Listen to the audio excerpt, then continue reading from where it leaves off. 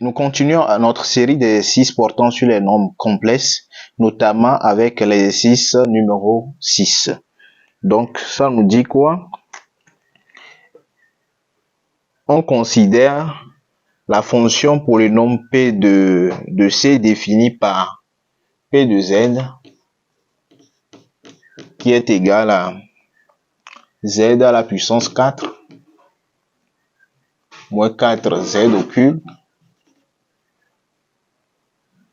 plus 9Z au carré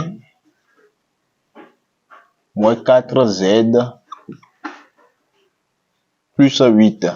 Donc, la première question, c'est de comparer en 1A, de comparer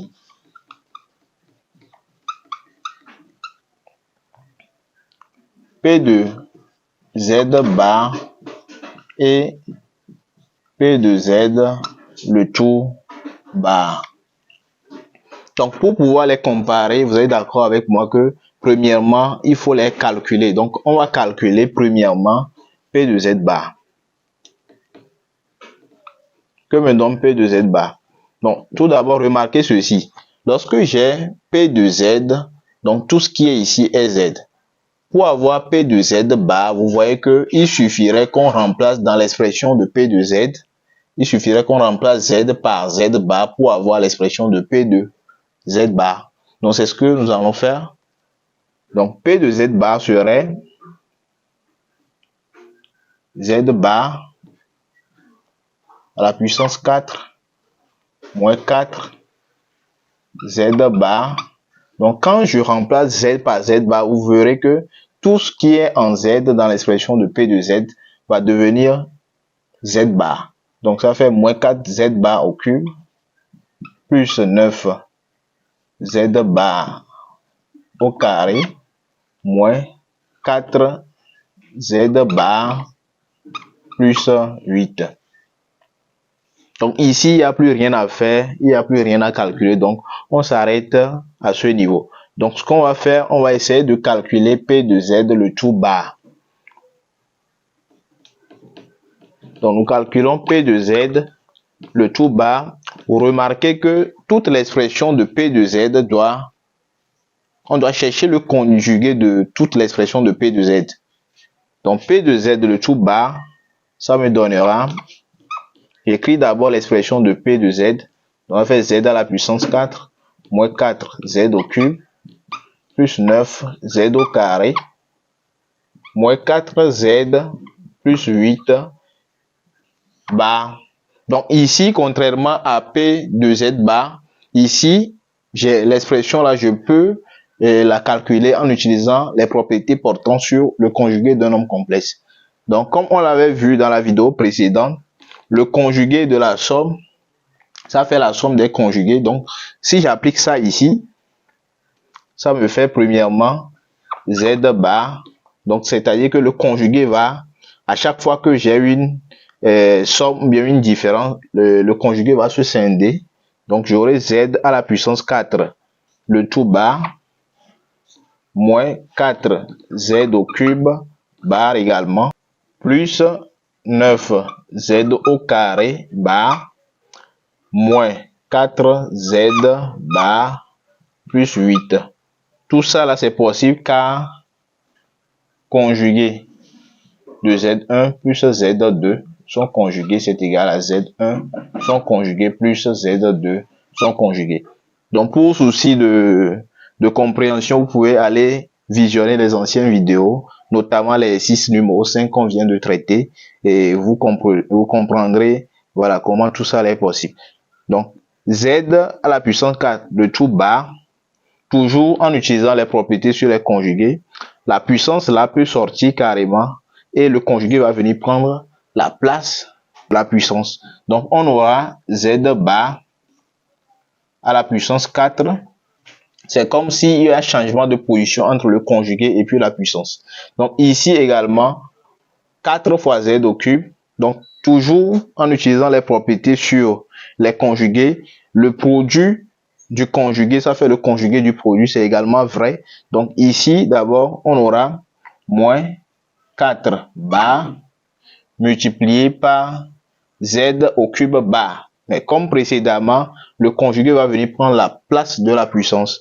Donc j'aurai fois z bar au cube. Je continue, donc ici ça me fait plus 9 bar multiplié par pareil, donc j'aurai z bar au carré moins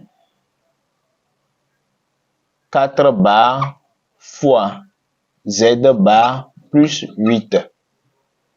Donc les propriétés que j'ai utilisées pour pouvoir transformer l'expression là, c'est ça.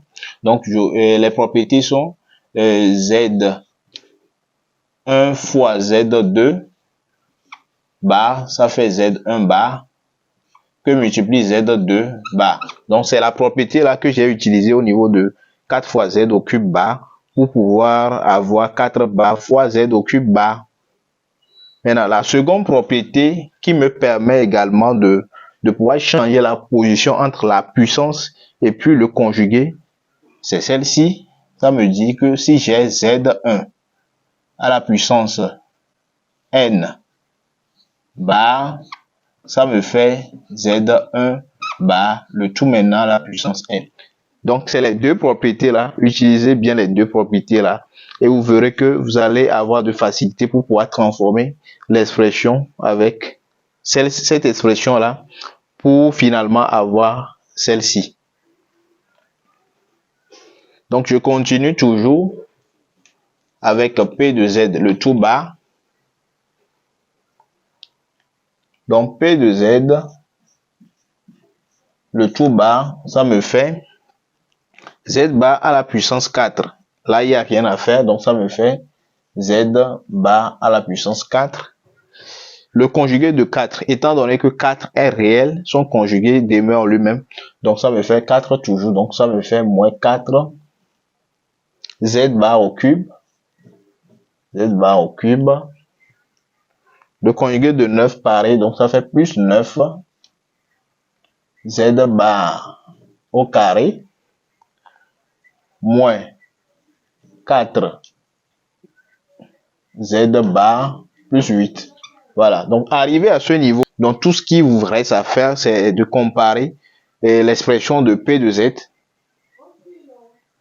de comparer l'expression de P de Z bar avec P de Z le tout bar. Donc si vous voyez un peu, ce que nous avons au niveau de P de Z bar, c'est la même chose qu'on a au niveau de P de Z le tout bar.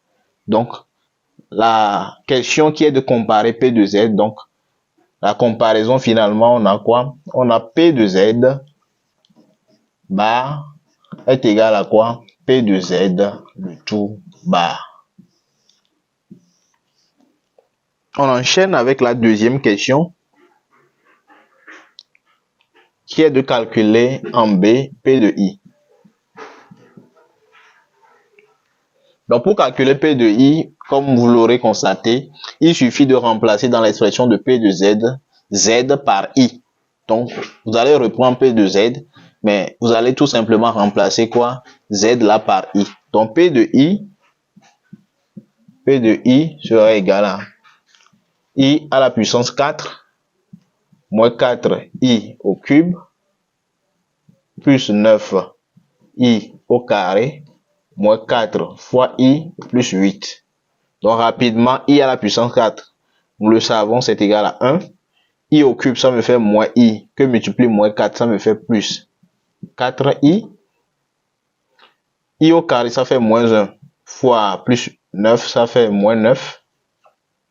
Moins 4I plus 8. Donc 1 moins 9 plus 8, ça fait 0. 4i moins 4i, ça fait également 0. Donc finalement, on a P de I qui me donne 0.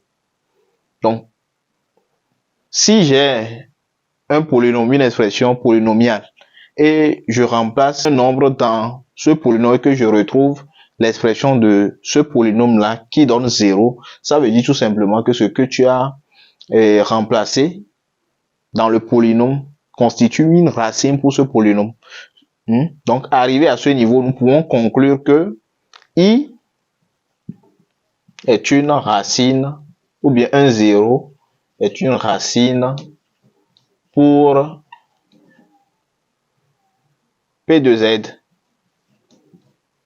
pour l'équation P de Z égale à 0. Donc, I est une racine, conclusion, I est une racine pour le polynôme P de Z égale à 0, ou bien l'équation P de Z égale à 0. Dans la question C, on nous demande de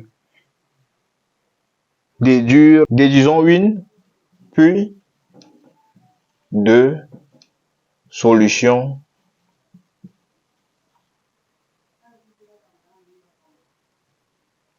pour l'équation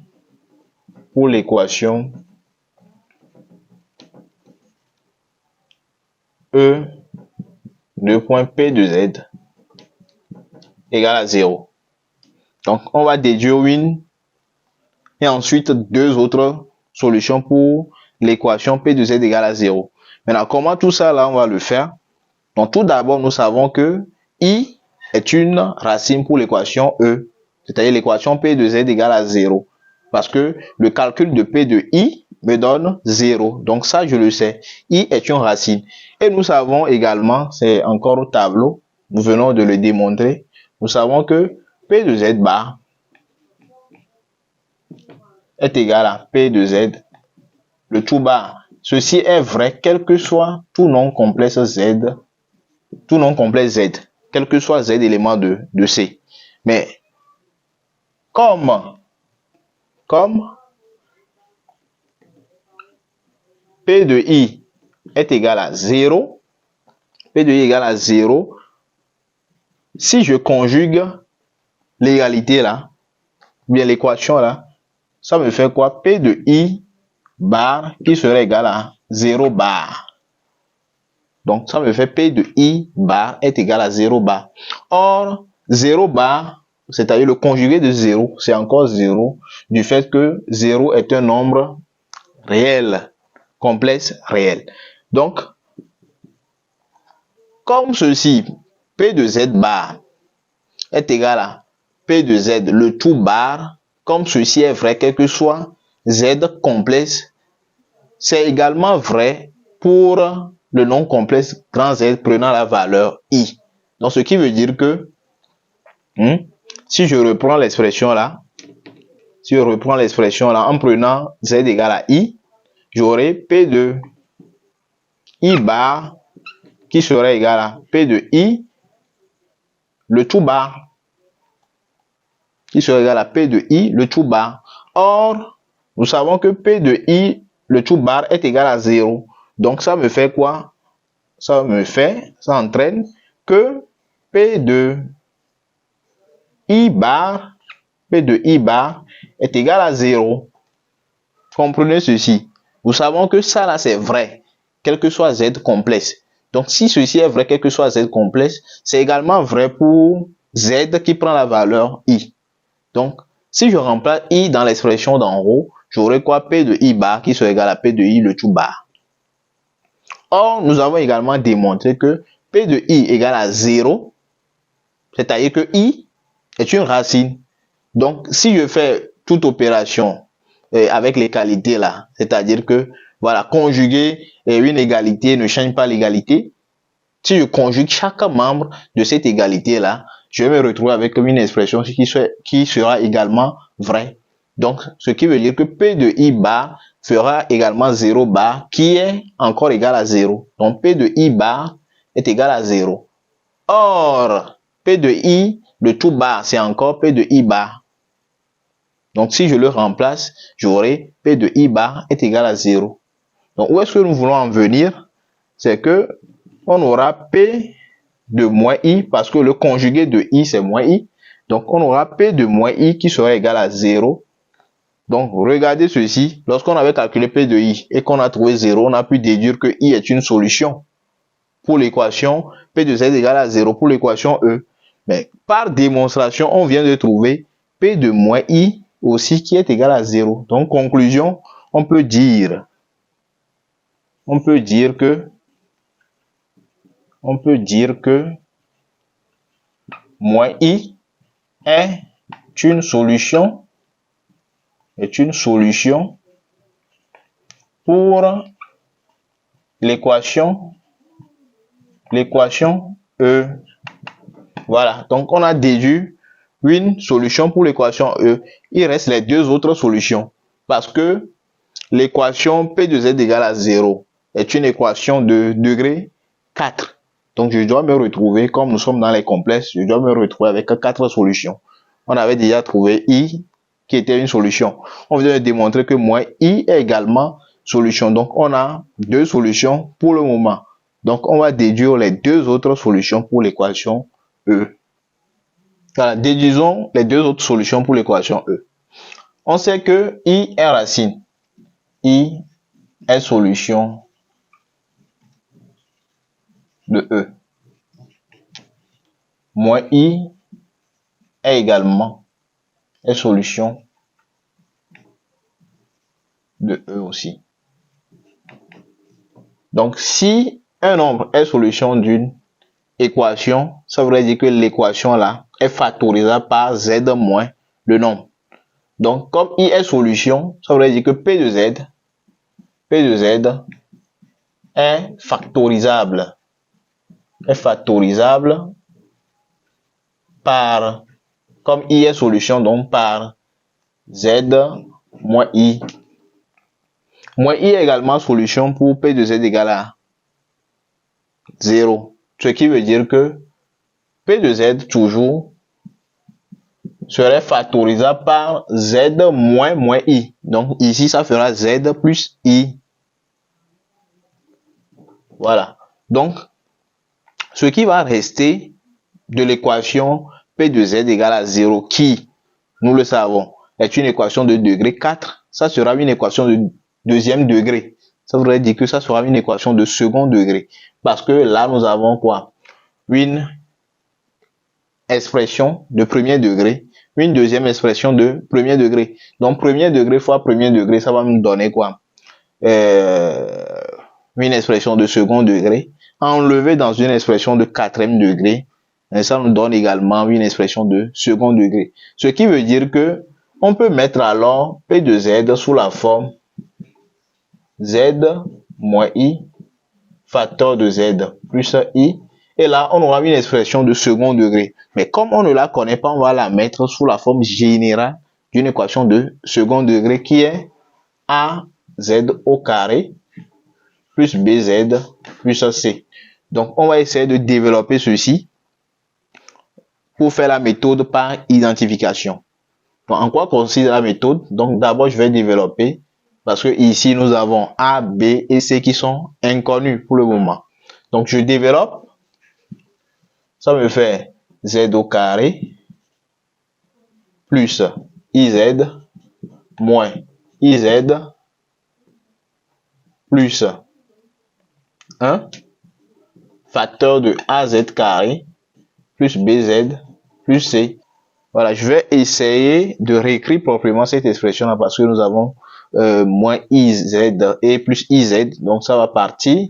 Donc, j'aurai Z au carré plus 1 facteur de AZ carré plus BZ plus C. Donc, je développe ceci. Donc, ça me fait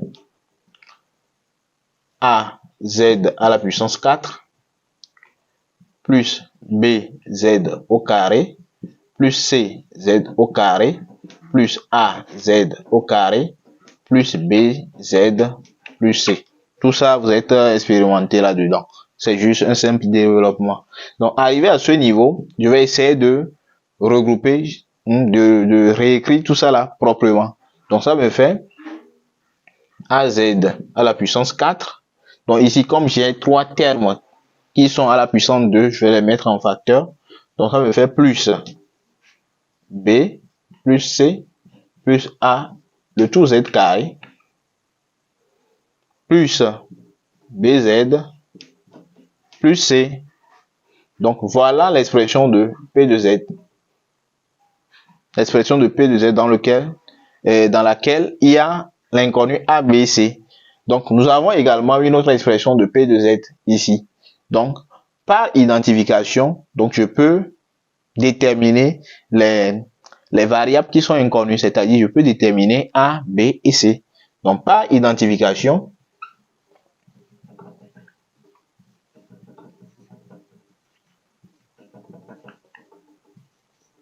le A, qui est le coefficient qui multiplie Z à la puissance 4, serait le coefficient qui va multiplier Z à la puissance 4 dans l'autre expression de P de Z, naturellement. Donc, ce qui veut dire que A serait tout simplement égal à 1. A serait égal à 1. Ici, le coefficient B, c'est lui qui multiplie Z. Donc, qu'est-ce qui multiplie Z ici? C'est moins 4. Ce qui veut dire que B est égal à moins 4 tout simplement. Donc, C, c'est le coefficient constant de l'expression là. Or, le coefficient qui est constant dans l'autre expression de P de Z, c'est 8. Ce qui veut dire que C est égal à 8. Tout simplement.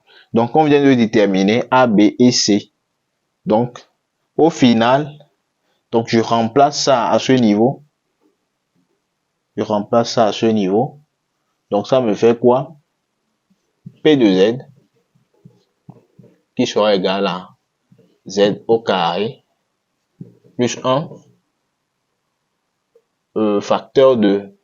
Voilà, je remplace A est égal à 1. Donc, du coup, ça me fait Z carré. B est égal à moins 4, ça me fait moins 4 Z. C est égal à 8, ça me fait plus 8. Voilà l'expression de P de Z écrite sous la forme de produit de facteurs de polynômes de second degré. Voilà, maintenant, pour déduire, je pense que j'ai déjà répondu à la question 2, qui est de mettre P de Z sous forme de produit de deux polynômes de second degré. Donc, quand on serait là-bas, vous allez juste vous contenter de ce qui est là. Maintenant, pour répondre à la question, les deux autres solutions, ce qui nous a poussé à faire tout ça, il suffirait qu'on résolve le polynôme second degré inconnu qu'on vient de déterminer ici. Et là, on aura les deux solutions qui correspondent aux deux solutions que nous demande l'exercice. Donc, on va résoudre Z carré moins 4Z plus 8 égale à 0. Z au carré moins 4Z plus 8 égale à 0. Donc, naturellement, on fait discriminant. Donc, discriminant serait égal à 4 au carré, ce qui fait 16, moins 4 A fois C, 1 fois 8, ça me fait 32. Donc, discriminant, 16 moins 32, ça me fait moins 16, qui est encore égal à 16 fois I au carré, ça vous le savez, parce que moins 1 est égal à I au carré. Donc, la racine carrée de discriminant, ça fera la racine carrée de 16I au carré, qui me fait 4 fois I. Donc, je calcule la première solution, Z1, qui serait égal à moins B, qui est 4, moins racine de discriminant, moins 4I, divisé par 2. Et la deuxième solution serait moins B, qui est 4 toujours, plus 4I sur 2. Donc, Z1 me donne 2 moins 2I, et Z2 me donnera 2 plus 2I. Donc, voilà les deux autres solutions pour l'équation P de Z, c'est-à-dire l'équation E qui est P de Z égale à 0. Donc, vous voyez que on a, comme on l'avait dit plus loin, on a 4 solutions pour l'équation E parce que c'est de 4e degré. Donc, on a I comme solution, on a également moins I comme solution, on a 2 moins 2I comme solution et 2 plus 2I comme solution. Donc, vous pouvez constater ceci, vous voyez que les deux solutions Z1 et Z2 aussi sont des solutions qui sont conjuguées loin de l'autre. De la même manière que I et moins I sont conjugués loin de l'autre, tout simplement. À cause du fait que P de Z bar est égal à quoi? P de Z le tout bar. Quel que soit Z, élément de C. Donc, on continue. Donc, comme je l'avais dit, et la question 2 est déjà résolue, c'est-à-dire de mettre P de Z sous forme de produit de deux polynômes de second degré, c'est ça qui est au tableau. Voilà, donc c'est ce qu'il faut faire. Et pour la question 3, je pense que c'est pareil. On a déjà résolu l'équation P de Z égale à 0. Parce que résoudre P de Z égale à 0, comme on a les deux autres solutions, il suffirait de résoudre quoi? Le second là, Z carré moins 4Z plus 8 égale à 0. C'est ce qui est fait. Donc l'équation E aura finalement comme solution E, solution de E, ça sera moins I, 2 moins 2I et 2 plus 2I. Tout simplement. Maintenant, la question 4 qui est de calculer la somme et le produit des solutions de l'équation P de Z égale à 0. Donc ici, c'est juste un simple calcul, rien de bien compliqué. Voilà, donc premièrement, on va calculer la somme des solutions,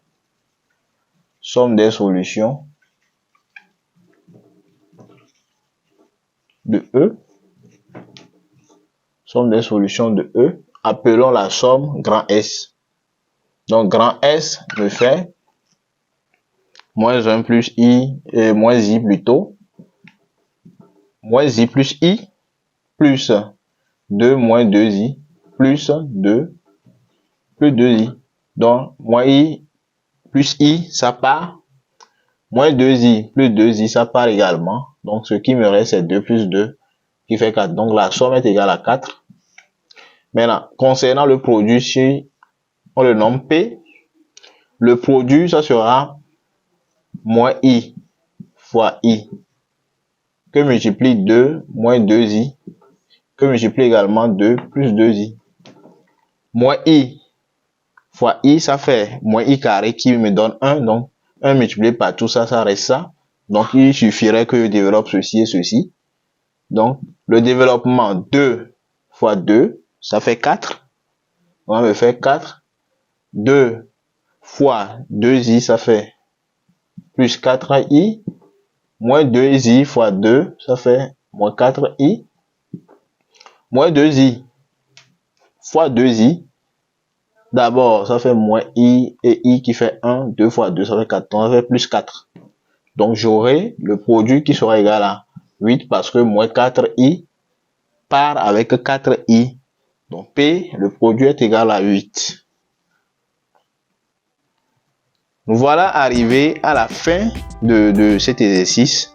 Nous allons continuer avec, surtout avec les séries d'exercices. Vous allez constater que l'exercice là, c'est un peu différent des autres exercices qu'on a eu à traiter. C'est parce que je vois qu'on a suffisamment progressé. Donc, on va s'attaquer maintenant aux exercices beaucoup plus avancés dans les nombres complexes.